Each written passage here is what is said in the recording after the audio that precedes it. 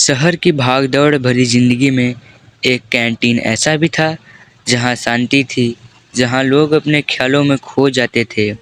वहीं मैं अक्सर अपनी किताब और कॉफ़ी के साथ घंटों बैठा रहता था।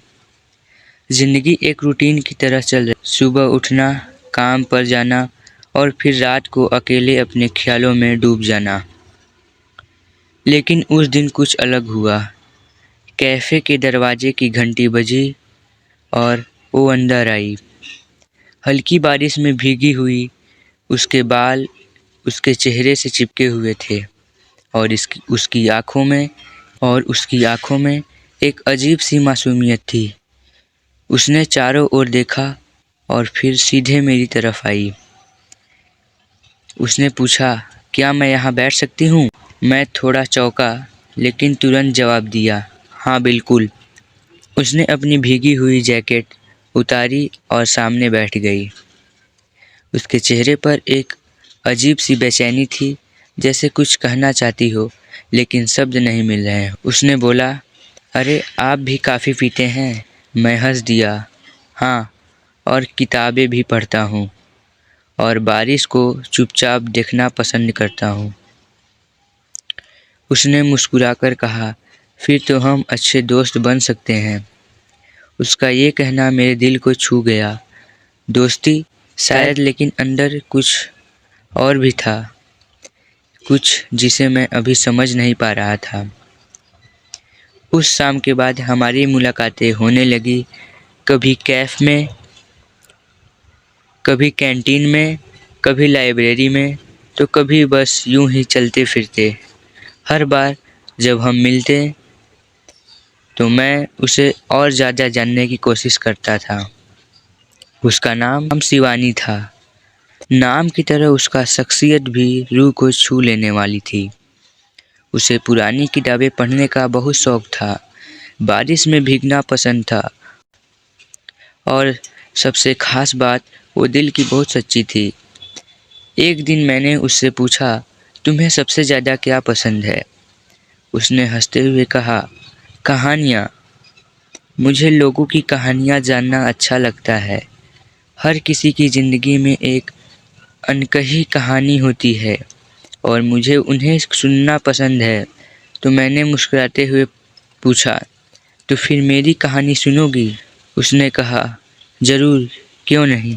मैंने उसे अपनी ज़िंदगी के बारे में बताया, कैसे मैं हमेशा अकेला रहा हूँ, कैसे मुझे किसी अपने की कमी महसूस होती है। उसने ध्यान से मेरी हर बात सुनी और जब मैंने अपनी कहानी ख़त्म की तो वो कुछ देर तक चुप रही। फिर उसने कहा, कभी कभी हमें अपने अकेलेपन से भी प्यार करना आना चाहिए। लेकिन हाँ, अगर सही इंसान मिल जाए तो अकेलापन दूर हो सकता है। मुझे एहसास हुआ कि शायद वो सही कह रही थी और शायद वो इंसान मेरे सामने ही बैठी थी। समय बीतता गया और मेरी दुनिया बदलने लगी। अब सुबह कॉफ़ी में मिठास बढ़ गई थी, किताबों के पन्ने में एक नई कहानी जुड़ गई थी और बारिश अब पहले से ज़्यादा खूबसूरत लगने लगी थी। शिवानी मेरी ज़िंदगी का वो हिस्सा बन गई थी जिसे मैं कभी खोना नहीं चाहता था, लेकिन मैंने उससे कभी कुछ कहा नहीं। शायद डर था कि कहीं मैं उसे खो ना दूँ। एक दिन हम दोनों पार्क में टहल रहे थे। अचानक बारिश होने लगी और उसने अपनी बाहें फैलाकर पानी के बूंदों को महसूस किया। ये बारिश भी ना जैसे पुराने जख्मों को धो देती है, उसने मुस्कुरा के कहा।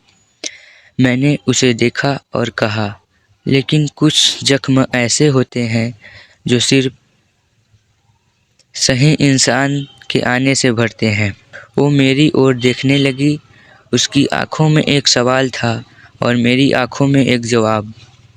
शिवानी, मैं तुमसे कुछ कहना चाहता हूँ, मैंने धीरे से कहा। कहो, उसने हल्की मुस्कुराहट के साथ कहा। मैंने गहरी सांस ली और कहा, शायद तुम्हें अंदाज़ा नहीं है, लेकिन तुम मेरी ज़िंदगी में वो रोशनी बन गई हो जिसकी मुझे हमेशा तलाश थी।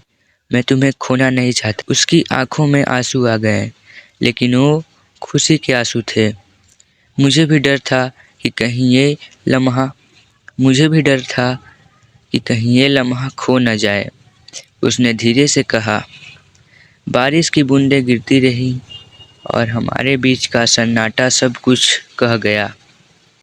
उस दिन के बाद हमारी ज़िंदगी एक नई राह पर चल पड़ी। हम साथ में हर छोटी छोटी चीज़ों में खुशियाँ ढूंढने लगे।